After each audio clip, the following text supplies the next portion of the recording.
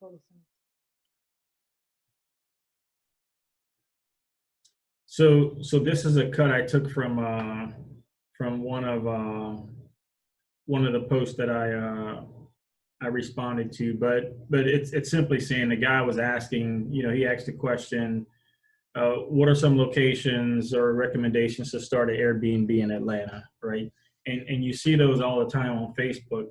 And the problem with something that simple is, one, you're going to get 100 different opinions on what right is based on, you know, people's experiences. But the reality of it is that the location does matter, but not as much as the value you offer, right? And I always give, you know, an example of like Enterprise, Alabama. I don't know if you've been down toward Fort Rucker or even know where it is, but Enterprise is as big as your living room, right? And the place, when we went in there, had only a handful of Airbnbs.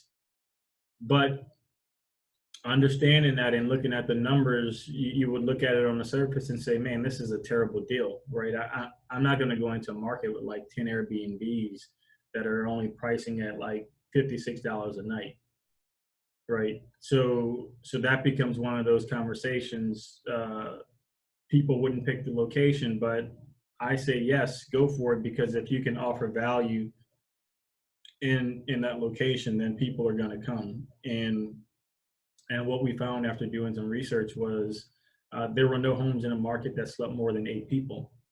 So subsequently, every home we put in the enterprise market had 8+ people to sleep. So we cornered the market with respect to larger groups with pets and all these other amenities.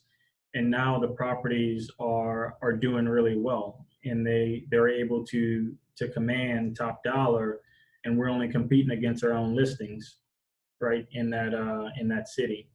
And that's one of those things that, you know, I can always draw back on and say, well, this is why this works, right? Because we've done it in small towns such as Enterprise, and then, as I alluded to earlier, popular towns such as Savannah, Georgia.